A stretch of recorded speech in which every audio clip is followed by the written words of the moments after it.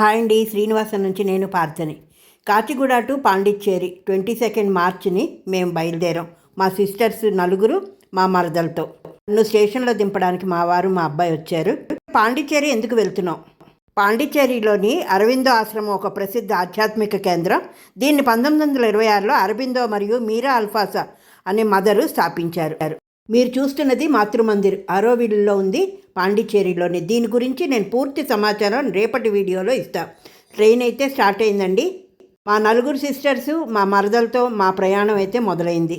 నేను పెద్దదాన్ని, నా తర్వాత ముగ్గురు సిస్టర్సు, అంటే 2 సిస్టర్స్, తర్వాత బ్రదర్, తర్వాత లాస్ట్ ఒక సిస్టరు. మా రెండో సిస్టరు తను వాళ్ళ ఫ్యామిలీ అంతటి అరవింద ఆశ్రమానికి వెళ్తూ ఉంటారు. చాలా నమ్మకం వాళ్ళకి. వాళ్ళు అస్తమానం వెళ్తూ ఉంటారు. ఈసారి ఎందుకో మమ్మల్ని కూడా రమ్మని అడిగారు. అలాగే బయలుదేరాం మేము కూడా. శ్రీ అరబిందో ఆధ్యాత్మికత మరియు మానవ చైతన్యాన్ని ఉన్నత స్థితికి తీసుకువెళ్ళడానికి ఈ ఆశ్రమాన్ని అయితే ఏర్పాటు చేశారు. 1926 నవంబర్ 24న అధికారికంగా స్థాపించబడింది. ఇది ఆధ్యాత్మిక అన్వేషకుల కోసం ఒక కేంద్రం. ఆశ్రమ బాధ్యతలన్నీ కూడా మదర్ అంటే మీరా అల్ఫాసా చూసుకునేవారు. ఈ అరబిందో ఆశ్రమం మధ్యలో శ్రీ అరబిందో మరియు మదర్ సమాధి ఉందండి. ఇది సందర్శకులకు ప్రశాంతతను ఇస్తుంది.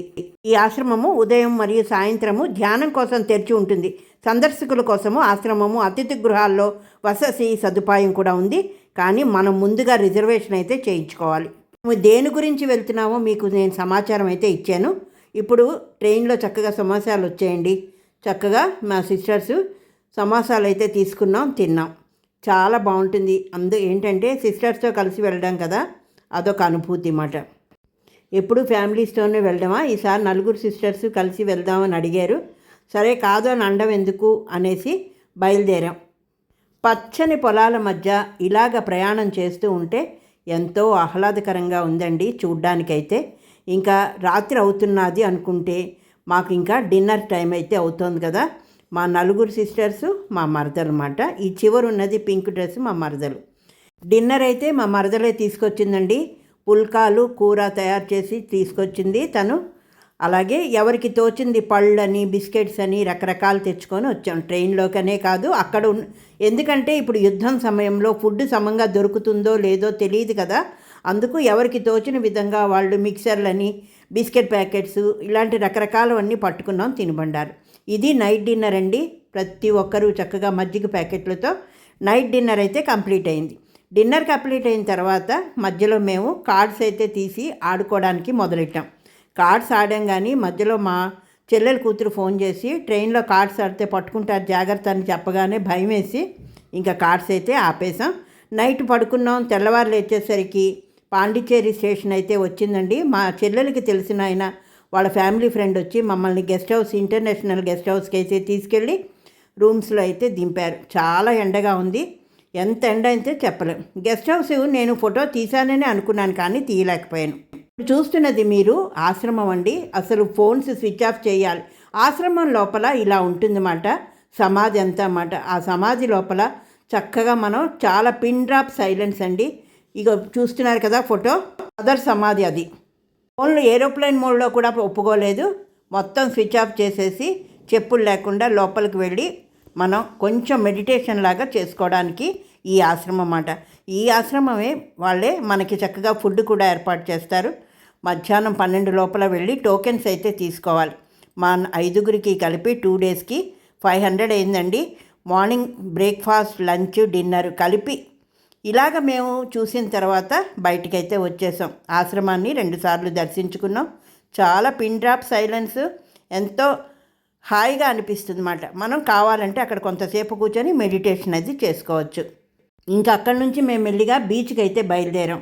బీచ్ చూడ్డానికి కిందకి దిగుదామని అనుకున్నాం, కానీ కిందకి అసలు దిగనివ్వలేదండి. పోలీసులు ఎక్కడికెక్కడ ఉన్నారు. మరి ఏం జరిగిందో మనకైతే తెలియదు, కానీ ఎక్కడ చూసినా రాక్స్, అన్ని రాళ్ళు. అందుకే దీన్ని రాక్ బీచ్ అని అన్నారట. ఎక్కడ చూసినా రాళ్లతోనే నిండి ఉంది.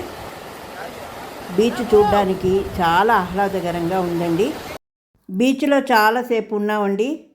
ఎందుకంటే ఎక్కడైనా ఛాన్స్ దొరుకుతుందా కిందకి దిగి కాళ్ళు తడుపుకుందామా అన్న ఆలోచనలో, కానీ ఎక్కడా మమ్మల్ని కిందకైతే ఎవ్వరిని దిగనివ్వలేదు. అందరూ ఆరాళ్ళ మీదే కూర్చొని ఎంజాయ్ చేశారు. బీచ్ అయితే ఆ శబ్దము అది చూడ్డానికి చాలా ఆహ్లాదకరంగా ఉంటుంది కదా. ప్రతి ఒక్కరు పిల్లలు అయిపోతాం, పెద్దవాళ్ళం కూడా పిల్లలు అయిపోతాం. మేము కూడా అలాగే ఎంజాయ్ చేసాం. అక్కడ ఒక రాతి కట్టడం అయితే కట్టారండి బయటకు వచ్చాక, రాక్ బీచ్ స్ట్రక్చర్ అనేసి.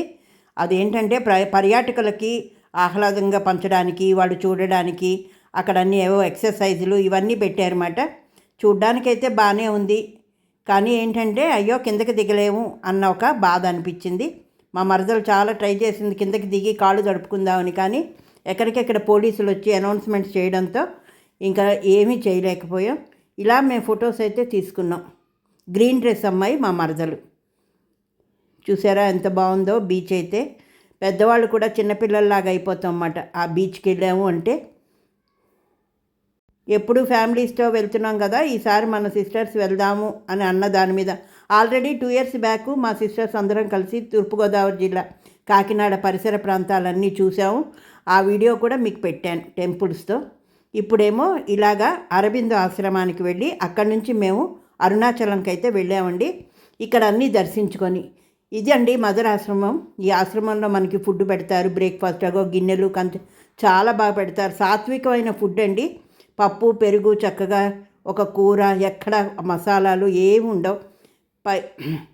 ఆ ఫుడ్ వలన మన కడుపు కూడా ఏం పాడవదు. చాలామంది అక్కడ సర్వీస్ చేస్తూ ఉంటారు. సర్వీస్కి కూడా మనం ఏవో పేర్లు ఇవ్వడం ఏదో ఉంటుంది.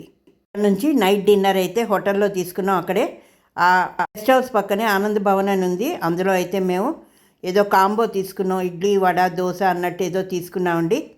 లాస్ట్లో నేను మా మరదలు ఒక స్వీట్ అయితే తీసుకున్నాం. నైట్ డిన్నర్ అయిన తర్వాత ఎవరి మటుకు వాళ్ళు రూమ్స్కి వచ్చేసాం. ఈ పాండిచ్చేరిలో ఇంటర్నేషనల్ గెస్ట్ హౌస్లో 3 beds ఒకటి, 2 beds ఒకటి తీసుకొని 5 అందులో ఉన్నాం. ఆ రాత్రి గడిచిన తర్వాత తెల్లవారు లేచి శుభ్రంగా కాఫీ తాగి వినాయకుడి గుడికి అయితే వచ్చాం. ఫస్ట్ మనం వినాయకుడి గుడిని అయితే చూసామండి. ఈ పాండిచ్చేరిలోని అత్యంత పురాతనమైన ప్రసిద్ధమైన ఆలయం ఆరుల్మిగ్ మనకుల వినాయగర్ దేవస్థానం. ఇది 300 ఏళ్లకు పైగా చరిత్ర కలిగిన స్వయంభూ వినాయక ఆలయం. ఇక్కడ గణేశుణ్ణి వజితునై వినాయగర్ అంటే ప్రయాణంలో రక్షించేవాడు అని కొలుస్తారు. తెల్లవారుజామున 5:45 నుండి రాత్రి 9:30 వరకు దేవాలయము తెరిచి ఉంటుంది. ఫ్రెంచి వారు పాండిచ్చేరిని పరిపాలించడానికి ముందే ఆలయం ఉంది. సముద్రం దగ్గర ఇసుక మనల్ వెలిసిన గణేశుడు కాబట్టి మనల్కుల్ వినాయగర్, ఇసుక గుంట వినాయకుడు అని కాలక్రమేణా మనకుల వినాయగర్ అని పిలువబడుతోంది. స్వయంభూ వినాయక విగ్రహం అండి.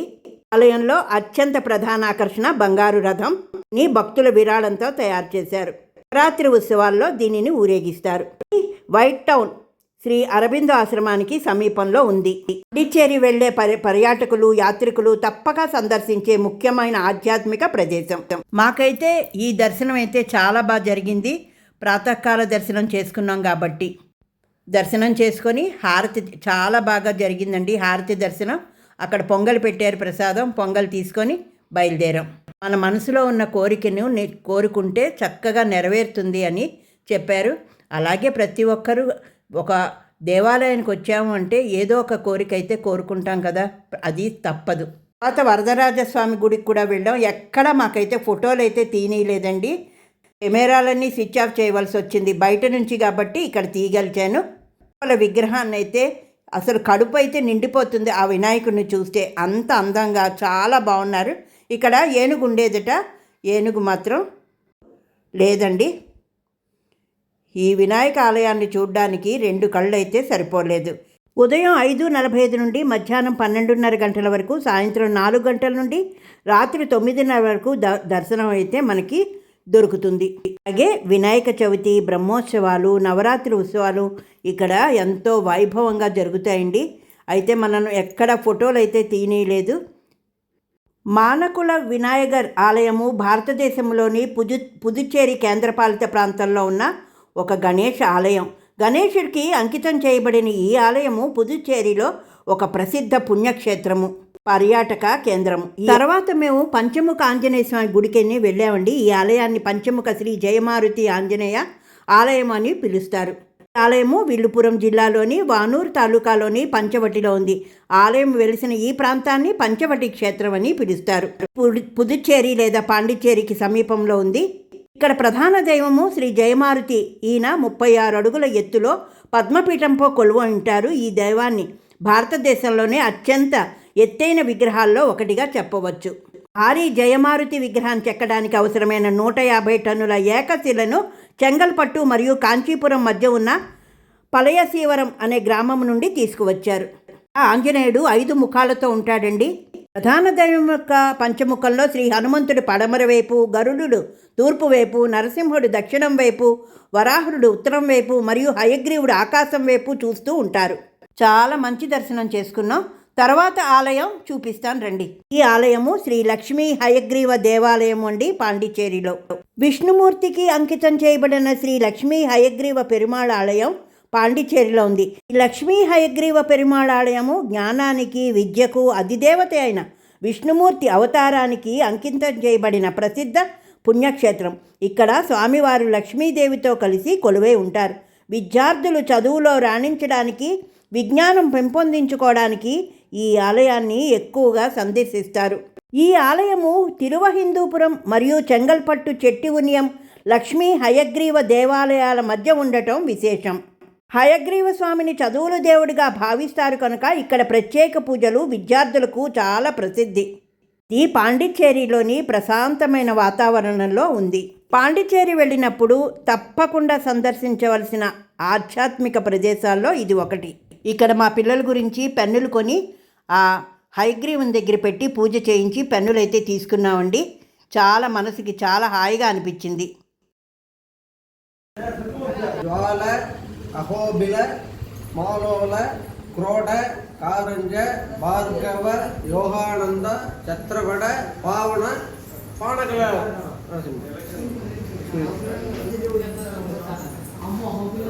ఏ ధర్మపీఠం? ధర్మాదిపీఠం.